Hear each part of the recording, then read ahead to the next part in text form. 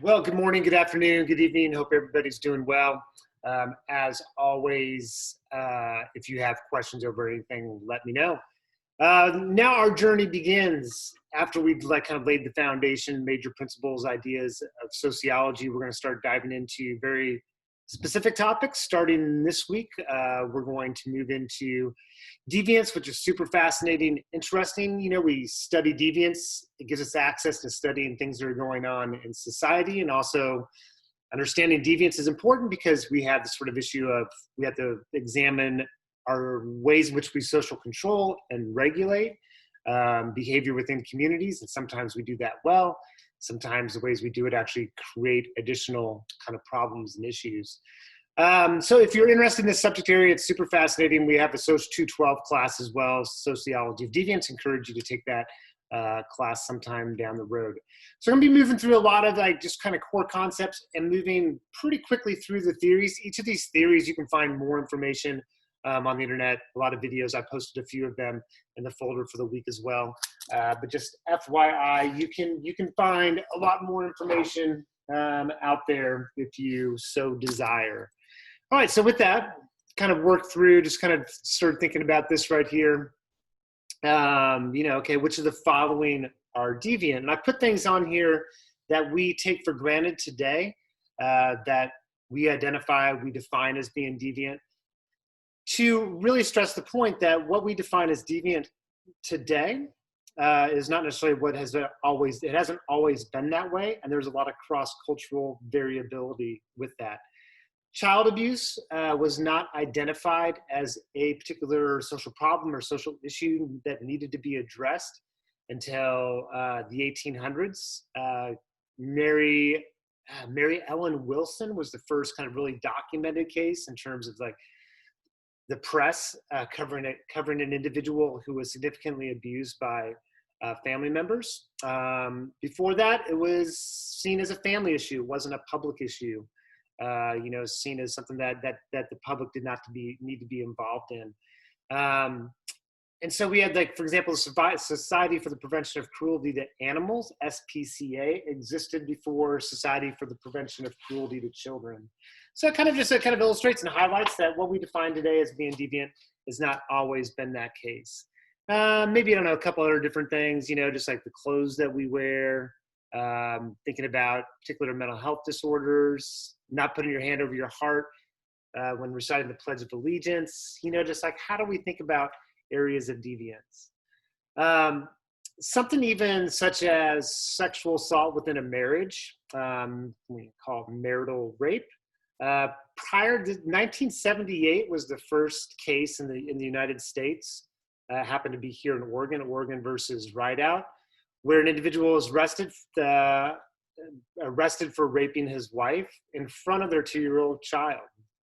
And it was at that point, late 1970s, you got to imagine it's, feminist movement, 1970s, 1960s, 1970s, advocating for greater protection within family, within communities, addressing this issue of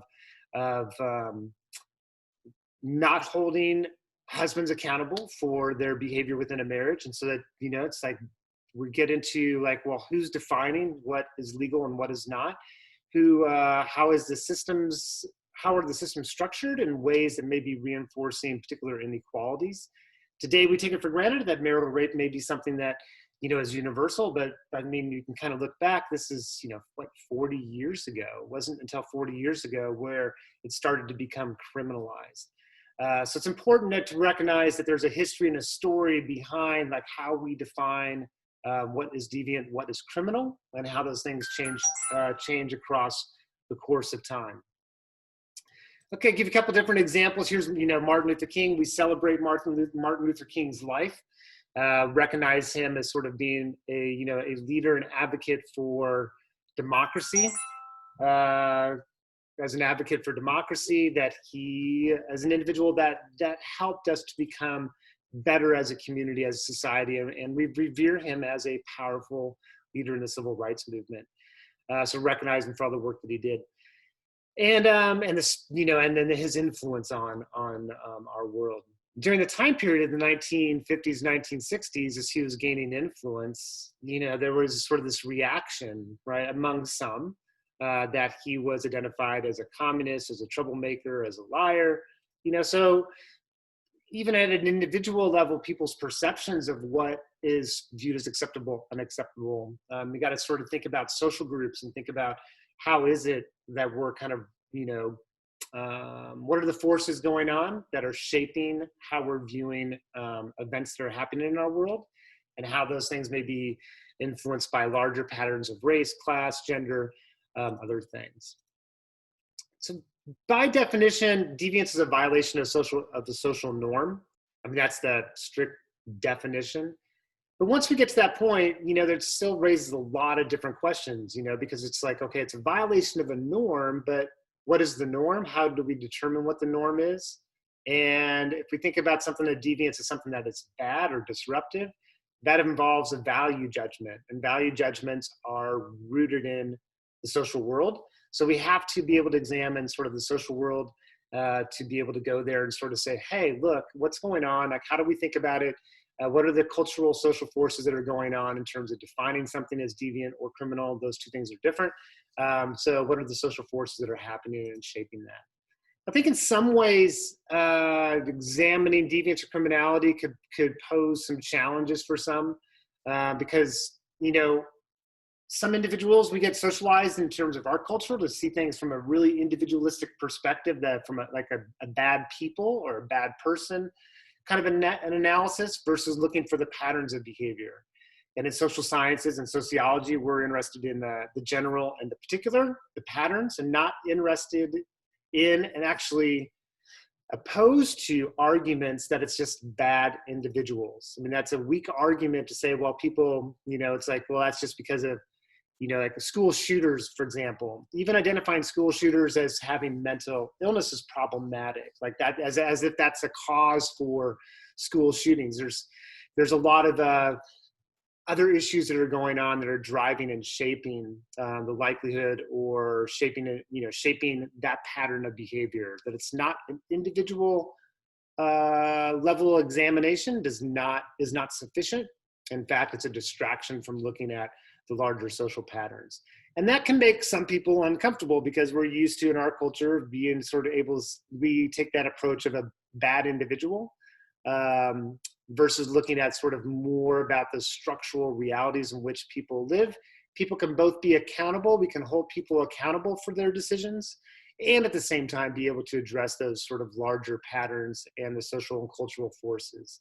And that's what we just have, this sort of tension point, or this struggle within our culture of we see it through a lens of rugged individualism or the individual perspective. And we need to facilitate a conversation about holding individuals accountable for their decisions and recognizing the influence of social forces that are generating patterns, particular crime.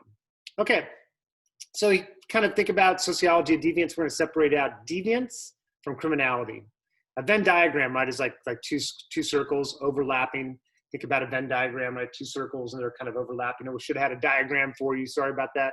But you can kind of see maybe. So anyway, you get the idea. It's like one circle, another circle. They're overlapping, different degrees of overlap. Some things can be deviant but not criminal, and vice versa. Some things may be criminal but not deviant. Jaywalking is criminal. There is a sanction against that, but not deviant, right? Deviant implies a lot of more stigma. I mean, deviant is something, a social sanction that may be both formal and informal. Formal meaning institutional kind of control versus informal family, community relationships, kind of regulation kind of thing. Deviance is not necessarily illegal, right? I could have a tattoo, kind of right across my face here, across my eyes. Not criminal, but yet maybe viewed as being deviant. So important to kind of make that distinction. Criminality is more positivist, more based on, we're looking at like what causes people. Constructionism is more about, deviance related more to constructionism, more interested in how is it that we're defining, like who's deciding, like what do we think about the meanings that we attach to deviance. That's not always the case, but sort of the general idea. So let's kind of walk through some different elements of deviance and criminality. I think are an important way to kind of sort this out. and a kind of better understanding of a sociological perspective of deviance by going through these 4 different areas. First is we could look at the act. Okay, right. This is a, you can't see it, but this is a lynching where you can see this is a lynching. Lynchings in the South, all the way actually up to, throughout the even up into Ohio, sort of the Great Lakes region.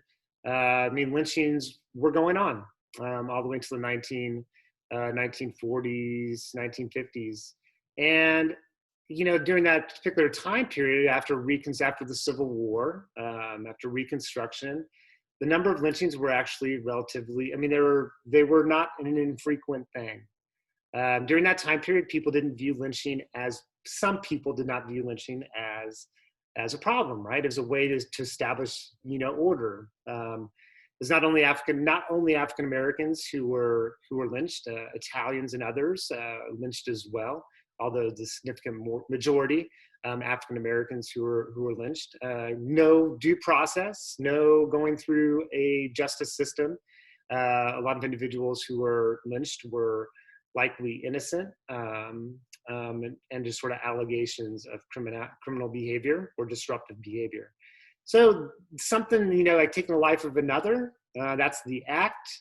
What we're interested in is studying, that not assuming that something is criminal or deviant just because we see it today as being a problem or that it may be harmful. Some things are really harmful, but yet they're not deviant. Some things are not very harmful, but yet they become defined as deviant and criminal. Like for that second case, something that may not be very harmful, but may be defined as very deviant or criminal would be marijuana prior to the last 10, 20 years. As we move to medical marijuana and recreational marijuana is more acceptable. If we go back to the 1930s is when we developed the Federal Bureau of Narcotics. Henry Anslinger started this campaign to scare the American public about the dangers of marijuana. There's just an interesting history, right, of how we've constructed this idea that marijuana causes all this criminal and violent behavior. So that gets us to examine the act, kind of like with marital rape. You gotta have the actual objective reality, but then we start to address the meanings that shape, or the events and the context that shapes those particular meanings. A couple different examples, thinking about tobacco use, age of tobacco use, shifting across time, right? So changing meanings of tobacco use. Even thinking about this was a few years ago, a criminal sanction for individuals who are smoking in a vehicle when there is a child present. This is in the state of Oregon statute. That's kind of interesting, right? It's like that's a relatively recent thing. I've always wondered, it's things like that are fascinating to me because there's the objective level of harm, but then there's this sort of like, why are we creating that particular sanction and taking that particular approach? That's there's a whole investigation into that to try to determine that, and it's important to do so.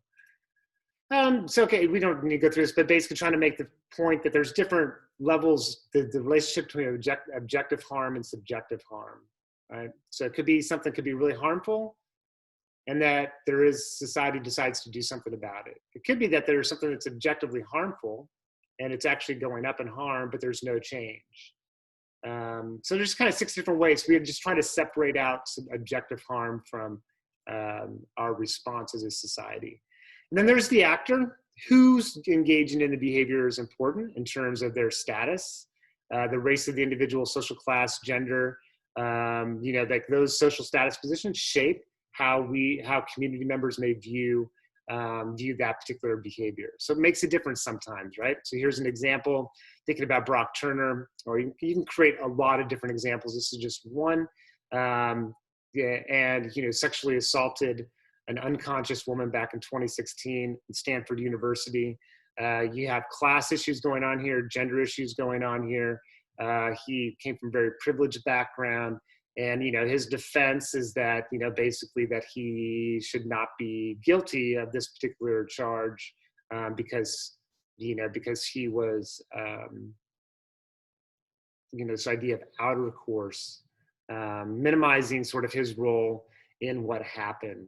It would have been different in terms of different race of the individual. If he was a different race, it raises the question, different class, would not be able to get the same sort of services from a legal services in terms of his how he navigated the criminal justice system. So anyway, the actor makes a difference as well. The setting can make a difference. So we engage in one behavior in one setting, shift to a different setting, and all of a sudden it becomes deviant, right? So just because it's like moving in different settings, same behavior, different setting, different reaction. Audience response is important as well. Thinking about, what is the level of audience response? The audience response could go from the micro, individuals that we know, people, our friends, our family members who frown upon something. And then it could range to the macro, both formal, which would be the law, institutions of regulation and control. And it could be going from stigma, which is that sort of more informal, to more formal reactions. For deviance to occur, there has to be some audience response, right? So here's smoking. This is like, back in the day, through probably the 1970s, probably, I'm not sure when it started to phase out, in the 1970s, 1980s for sure, smoking on an airplane, no audience response, right? Same behavior, different time period, now we get an audience response.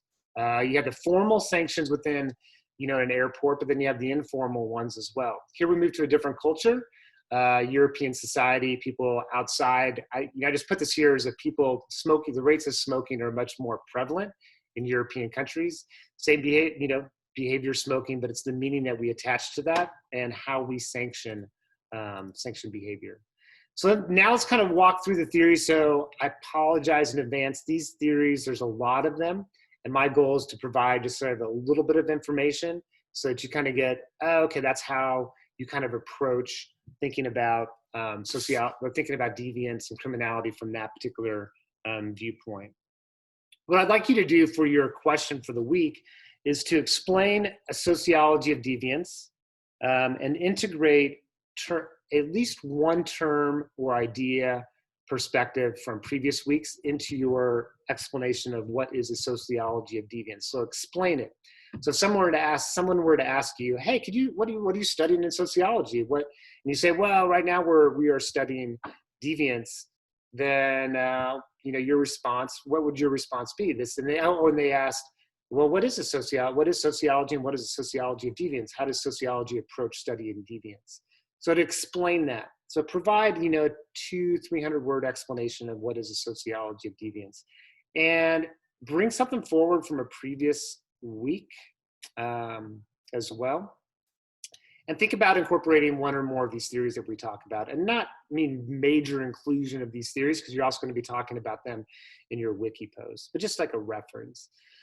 Okay, so let's kind of work through these theories a little bit. So first one is differential association. And the idea of Sutherland is that all behavior is learned. And what we're learning, we learn deviant behavior, we're differentially associating. So we're moving away from a pro-social group to a group that's engaged in a behavior that may be identified as deviant or criminal. And when in that group, people are learning the techniques of engaging in that behavior, how to rationalize and justify, and the motivations for engaging in that behavior. So there's a saying in 12-step treatment programs, in order to change behavior, you have to change playmates and change playgrounds. It's kind of like, rooted in this idea of differential association. If you stay in the same social group that you've learned this sort of behavior in terms of deviant behavior, they're giving you this group is helping to give you the motivations to continue that behavior. It's going to be very unlikely that you can not engage in that behavior and stay a member of that particular group, right? You have to move and disassociate yourself with that particular group. So it's learning the motivations for doing these kind of things and the justifications. The more priority we give a group, the more important that group will have over our behavior, and the more intensely we are involved in that group, more likely to engage in that behavior. At some point, when the definitions of deviance, like there's a scale, like Sutherland had, it's this little fulcrum, right? So at first, it's like unfavorable before when you first enter the group or outside of the group. It's like, well, it's not very favorable to engage in deviant behavior. But after a while, being a part of that group, start to reshape our ideas of what's acceptable and what's not, develop rationalizations and motivations for engaging in the behavior, and eventually that scale changes somewhat. So beer bonging or smoking, I think, become good examples. Rarely, you don't see people beer bonging all by themselves. They see people beer bonging within a group, and the group is giving, there's a technique involved with it. There's a rationalization motivation that's involved with that as well. So Sutherland, one of his studies, the application study is Howard Becker becoming a marijuana user. Super fascinating study back, I believe, is the 1960s. Maybe 1970s, but sort of like going through this process of, well, how is it that people become a regular marijuana user? And there's a social influence that's going on there. Number two is like, another theory is social disorganization theory. This gets us into the macro a little bit more, to look at social structures, look at the way the community is organized as an important factor, and looking at more criminality versus deviance in this case. Anomie, sudden change, normlessness, a lack of sense of continuity, connection, stability within the community starts to impact rates of crime. Think about what we call post-industrial life, and we'll talk about this later on the term. The post-industrial is the economy shifted, manufacturing jobs left the inner city in greater numbers. That impacted things like the employment rate, community services and organizations, civic organizations such as things like Boys and Girls Club, civic engagement, civic involvement decline in those areas. So disorganized, these communities like Baltimore and Detroit, Chicago, certain areas of Chicago became disorganized. A lot of sudden change based on economic shift, and that resulted in an increase in certain types of crime. So that's important because it moves our focus away from, again, like the bad individual, and we're looking at the realities in which people are living in and why things are changing the way that they are. So social disorganization theory kind of helps us to sort of be able to imagine and sort of look at the larger macro level thing. So Ferguson, this is outside of Ferguson, and sort of looking at here, basically look at the homicide rate in this one area outside of St. Louis. This area here, high unemployment rates, very disorganized as a community, and there's an impact in terms of violent crime rate. Another theory is Merton's strain theory. And what Merton does is, basically sort of puts this chart together, says, okay, we have the institutional, let's start here, the cultural goal. All cultures have a goal, like, okay, what is it you're supposed to do in life? What is the goal that we're after? For Merton defines for Americans, the cultural goal is the achievement of the American dream. Financial success, financial independence, big house, car, the kinds of vacations, there's all that stuff that's that's the goal, right? That's the goal of the American dream. It may not be your dream, but that's sort of the general, larger, dominant cultural dream. Well, then you have the institutional means to get there. So the institutional means would be, schools, education, work, employment. You have ways to get there. Well, in certain communities, let's say an affluent community, there's not much of a divide between the cultural goal and the institutional means. So those goals can be met. Institutions are there to help encourage people to achieve those means. So not a lot of strain in upper middle class communities. In poorer communities, the resources aren't there, all the way from early education, all the way through the education system. And then, thinking about access to college in order to get that American dream. In those communities, there's a high degree of strain.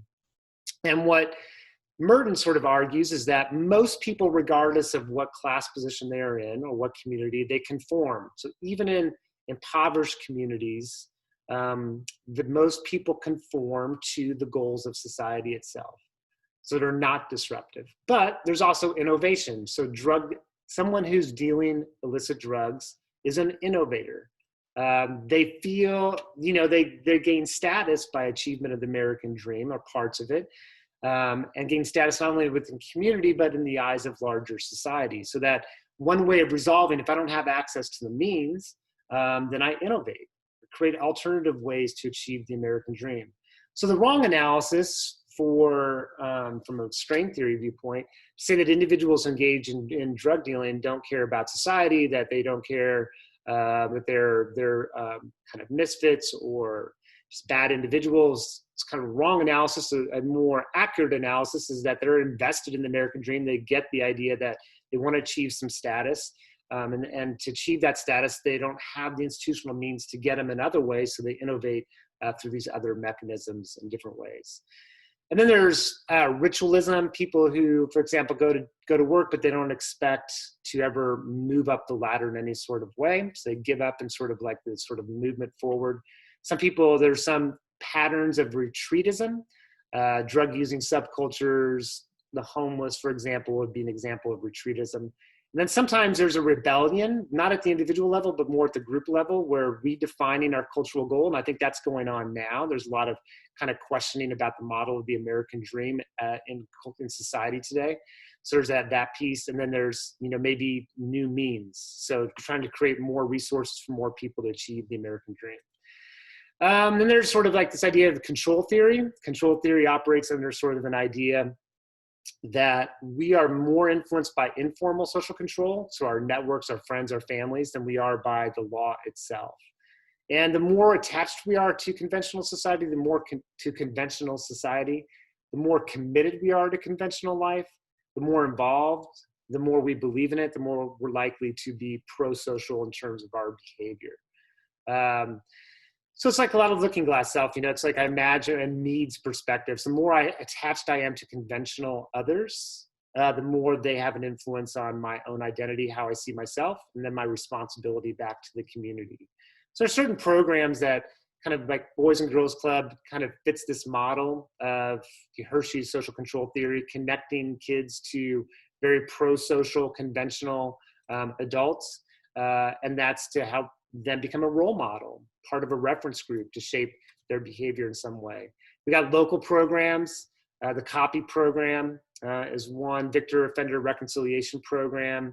Even thinking about, 12-step groups, all those things become about trying to integrate people into pro-social groups. We can think about now going to more interactionism, labeling theory, so that how we define something as being deviant becomes really important, and sometimes becomes about power of who's defining and trying to examine that. So here we get into constructionism, the meanings that we attach. The idea like the word homosexual did not exist before the 1870s. It was a psychiatrist who came up with that particular term. And we got to realize that same-sex relations does not have universal meaning, and it doesn't have, it came to become deviant at a certain point in time. And it's moving, it's a changing definition that we are going through for sure. 1800s, 1900s, a crime against nature. Now we see, gender identity, sexual identity as being not a crime against nature, as being an expression of the human experience. So Sapir-Whorf hypothesis, language and culture being interactive. There's a lot of stigma that comes across with labeling. And sometimes because of all that stigma, individuals learn how to pass. They learn how to pass. In the case, this would be true, it's like, coming out of the closet, like we don't even, that term was, I would argue, more common and more common during a time period of higher levels of stigma. It's not that it's not an issue today still for some, but it's rather that it, prior to, let's just say 1980s, 1990s, that it was definitely a lot more stigma. And because of that, people were learning how to pass, trying to make sure that their individuals could not identify their orientation because of the stigma associated with that. So changing definitions, kind of gets into the labeling theory. That was really pretty powerful, where commencement speech from a Mormon talking about that he's proud to be a gay son of God. I mean, that's a huge shift. I mean, a demonstration of huge shift in culture in terms of changing meaning. But that meaning was not, that meaning didn't come quickly. And it came because of a lot of vocal opposition to what was going on in terms of stigma, informal controls in terms of legal criminality, charges of criminality for individuals engaging in same-sex relations. Here you can see just changing public attitudes, pretty darn significant change in public attitudes. Find this one just kind of interesting. Republicans who favor gays and lesbians marrying legally are same place today as it was for liberals back in 2004. So 15-year time period, major changes in terms of labeling. Last couple things, primary societal reaction perspective. So what Leimert was interested in is separating out primary deviance, which is kind of the deviance before being labeled. Secondary deviance is deviance after being labeled, looking at the influence of the label on behavior itself. So when individuals internalize a label, that label may be a catalyst for further deviant behavior. They may see themselves, may become a self-fulfilling prophecy, right? I think here just is a powerful example because it's sort of what it starts to illustrate. It's not the individual, but rather the label that's creating some of this struggle and some of creating particular outcomes, or creating, that the label can be very powerful in creating some problems. So looking at suicide rates among transgender youth, for example, I mean, it's powerful, right?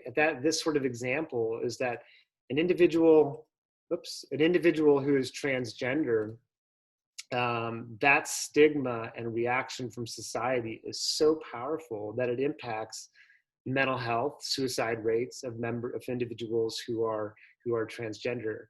That's a society issue, the community issue that's generating that. That's the power kind of the label, of that reaction from society, creating that sort of secondary deviance. And then finally is looking at, or actually two, the conflict theory. We're going to be looking at inequalities in the criminal justice system, inequalities in different systems that are reinforcing that. The criminal justice system favors those with resources and power. We could look at vagrancy laws, where vagrancy is, hanging out at places of business, panhandling, or just being in a city. Someone who's homeless is a vagrant. That would be classified as someone as being more, of a vagrant. So they're not, so that's kind of the idea. And so vagrancy laws are, why do we have those particular laws? They're part of it is, it's based on whose interests are being protected by those particular laws. So here with criminal, we're looking at conflict theory, looking at the influence of race, class, and gender on how we're defining the law and the treatment of individuals as they're going through the legal system. Let's not worry about that. I'm taking a lot of your time up now. So war on drugs is just sort of classic example. Individuals, we look at use rates versus incarceration rates, we see a significant disparity. And it just sort of leads to a lot of questions and an examination of how racism is embedded within the criminal justice system. So it's not that it is or isn't, it's just the degree and how. So that's the investigation. And Michelle Alexander, a lot of her work is looking at the criminal justice system, the war on drugs, as being a concerted effort to reinforce racial and class inequalities. What she talks about is the new Jim Crow. Here more locally, looking at the city of Bend, trying to figure out how to address homelessness in downtown Bend, and whether this is true of other cities around the country, of homelessness increasingly become defined and sort of criminalized, and sanctions against being homeless within or hanging out or spending time on streets within cities. So a real issue, right? Like, who's defining these particular laws has become examples of that. And then I'm not going to go through, so anorexia and bulimia, just sort of thinking about, we're going to highlight medicalisation of deviance. So these categories of deviance get us into issues of defining, who's defining the context, historical and cultural context. And the idea of medicalisation is that we're medicalizing more and more of our social life. So we're seeing human behavior more from this lens of psychology and psychiatric meaning. The Rosenhan study is super fascinating, where, being sane in insane places. And what he did is he trained individuals to go into mental state hospitals and to report when they're going through the intake, to give their life history, answer the questions, but to say, I heard a thud or I heard a sound. Because they said that, the institution or the psychiatrist identified these individuals as having schizophrenia, and that they were admitted to the state hospital. And the only way they could get out is to basically say that, yes, I recognize, I hear these thuds, but I am getting better. And what Rosenhan's study did is demonstrate in a lot of ways that the accuracy in which psychiatrists can diagnose is a lot less valid than people thought. And also he was questioning the degree to which we're medicalizing behavior. He was questioning the system of just sort of classification, that we're regulating and classifying too much behavior in terms of from that medical model viewpoint. This was a time period of the antipsychiatry movement when Rosenhan did that particular study. And so we kind of look at, Ken Kesey, One Flew Over the Cuckoo's Nest, just sort of that was part of this time period, being critical of the psychiatric community. Thomas Szasz, a psychiatrist by trade, this idea of the myth of mental illness. His argument wasn't that people didn't suffer from particular problems, but rather if you have something like schizophrenia or bipolar, other things that have neurological roots or biological roots, he would identify those as medical problems, not psychiatric problems, and that most of the stuff that we diagnose have problems in living. I mean, that was the viewpoint and perspective. We could sort of have a lot of discussion about that, but this is sort of the idea of medicalization as being critical of the fact that we're medicalizing more and more social problems, or more and more of our social life. Postmenstrual dysphoric disorder, this created a lot of controversy, right? Whether or not it's real. We're labeling it as a disorder. Is it just human variation, or labeling it as a disorder? And then finally, functionalism and its perspective. The idea is that deviance exists across all societies at all times, therefore you can't eliminate it. Deviance fulfills a function that clarifies values, establishes boundaries, creates solidarity, promotes social change. This model does not address power very well, but it's an important model because it can kind of make sense or be able to view, like, why is it that we're defining things as deviance? Well, sometimes it's for these reasons of why we as community at large as a nation, as well as within subgroups, are defining things as being deviant or criminal. Immigration is a classic example of how this is the Black Irish Chinese in the 1800s devouring Uncle Sam. Fear of immigration fits this functionalist perspective, that it creates solidarity and it creates a division between us and them. In some ways, this becomes the issue why this theory can be problematic, is that division and separation is facilitating solidarity among whites, working class whites maybe more, at the consequence of creating a lot of division and separation in society itself. I won't go into this story, but Merrick McMartin, looked that up, 1970s, development of daycare centers. There was a lot of public hysteria around daycare centers and concerns of what were going on in daycare centers. A lot of anomie, sudden change in the 1970s. Daycare centers started to emerge in a particular time period. There became a lot of public fear about them. And that public fear kind of led to a particular allegation about sexual abuse that was going on in this particular daycare center. So it was proven later unfounded, but it is this reaction that's going on in society that during time periods of significant change, sometimes deviance serves as a way to try to establish control. And then this one here is looking at sexual, the start of the Me Too movement, or part of the Me Too movement, right? Even the Me Too movement itself is a way of establishing boundaries of what's right and what's wrong. So we look at celebrity cases and identify what's deviant at a larger level in order to reaffirm what's right and what is wrong. And then the last one I have here is just sort of looking at House of Un-American Activities Committee, the Red Scare in the 1940s, 1950s, that kind of stuff, during that time period, it was like, there's political gain to be made for sure. There's a conflict theory analysis, but there's also a functionalist analysis there as well. All right, it's a lot of information. Hopefully that was useful, helpful. Have yourself a great day, a great week. If you have any questions, let me know.